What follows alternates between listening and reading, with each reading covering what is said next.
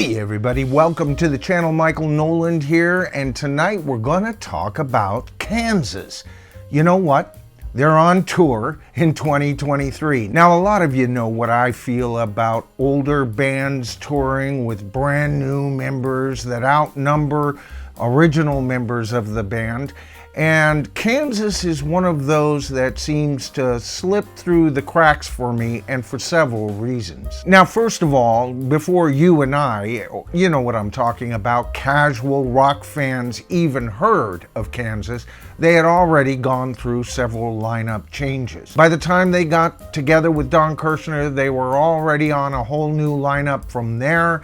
And so this is one of those bands that have occasionally replaced members. But there have been key members over the years that have carried the band's name, especially into the early 90s. After that, we got quite a few lineup changes, and they became more or less just a stadium type of band playing hits. But you know, this band still has two members that are considered pretty much canon. That's only 1/3 of the band. There are four members that are less canon. And yet, are they? You see, because Kansas has been putting out material pretty consistently in the 2000s, haven't they? Or at least lately. With their 2016 album released, I thought it was excellent, and their latest studio album even better. They've also put out a live album, and I don't begrudge them that. Every artist should put out an occasional live album. Ask Paul McCartney. He's put out about 22 live albums, it seems like, but only one that I was ever truly interested in. I went to see him in Berkeley, what was that, the 89-90 tour that he did, and that was followed up by Trip the Live, fantastic. Didn't care for it, way too expensive. But his Wings Over America album, I'll put that album as one of the best live albums in rock and roll.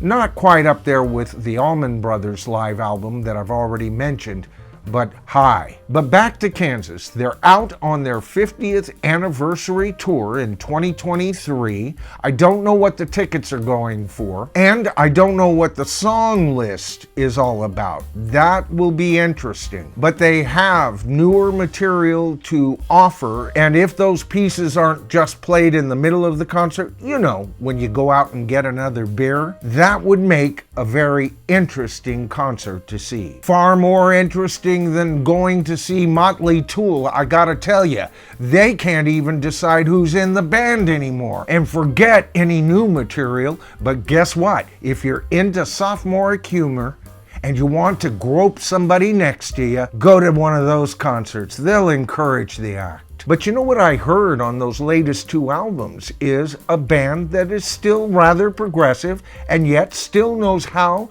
to write a damned melody. Lyrics aren't bad either. But you know, Kansas for me is the one band that kind of bucks the system from that subgenre that just kept us so entertained during those days, right?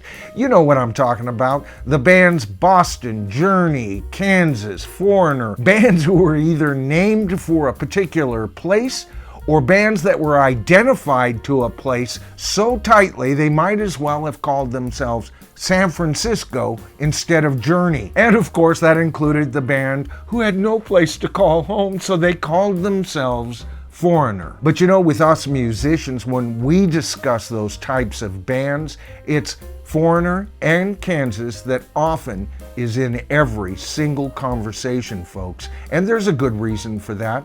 Foreigner in its day was a kick-ass band and couldn't help but write a hook, it seemed. And Kansas could be every bit as hookish, but they offered you something more. There was a journey to take on in each song when I heard them. Let me give you an example. I went to see a little-known movie starring Henry Winkler and Sally Fields. It was called Heroes. Harrison Ford even had a small cameo in this film. He's only in it for about 5 minutes, but it's a very central character and important to the plot. At the end of the movie, without giving anything away, the last scene is Henry Winkler being rocked by Sally Fields, and the song Wayward Son comes on. Tears flowed when I saw that film, and it was that song that made that film a true piece of art. Now, don't go out and buy that film just because I'm saying nice things about it. It's still a nice film in its current incarnation, but when they released it later on, they took that song off, probably due to licensing and all of that, and that was a crime. But from that point on, I was a Kansas fan, and for the most part,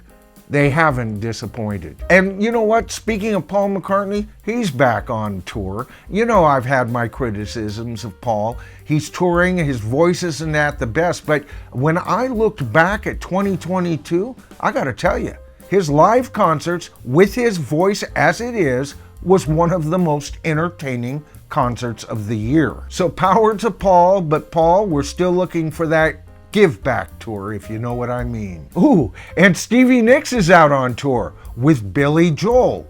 I didn't know Billy Joel ever left the city limits. Now that would be a show I would just love to see, except that Stevie Nicks is there. I mean, why would I even want her there? First of all, I can't stand the woman. She's out touring with Billy Joel mainly because, well, Christine McVie died on her, and Lindsey Buckingham was kicked out by the biatch. A talented songwriter, a really great singer, and not my cup of tea as far as human beings go. Of course, I haven't heard that Def Leppard hasn't wisely canceled their team up with Motley Crue. So as far as I know, that tour is still on. Half a good show is better than none. Nah, Motley Crue just wrecks that for me. I'd love to see Def Leppard. And of course, Greta Van Fleet, Metallica, that might be essential for Greta Van Fleet. We'll see. But despite all of that, we're still looking at extremely high ticket prices. We're still dealing with Ticketmaster, and we're still paying to see bands that provide us no new artistic content whatsoever. We're putting up with lip syncing and backing tracks that 20 years ago would have ended your career. Some great shows, but a lot of woes if you ask me. All right, folks, that's my video for tonight. I am just about ready to film my next video on David Crosby, but not just David Crosby. We're going to be dwelling into just how these guys got together, who introduced them. It may not be who you think. And so I've got that video coming out for you. I've got a couple of more in the pipeline. And of course, if you enjoyed tonight's video, please consider giving it a thumbs up. That helps the YouTube algorithm better do its thing. The channel grows, the tribe grows, the comments grow, and that's the important thing for me. If you haven't subscribed to the channel yet, it is so easy. All you have to do is hit that subscribe to the tribe button, folks. I've said it before. Tap that top bell icon and you'll be notified of all of my future videos concerning the greatest classic rock acts in history, as well as music concerning us today. All right, folks, I'm Michael Nolan. This is The Bottom Line. We are the tribe, and I'll see you in my next video.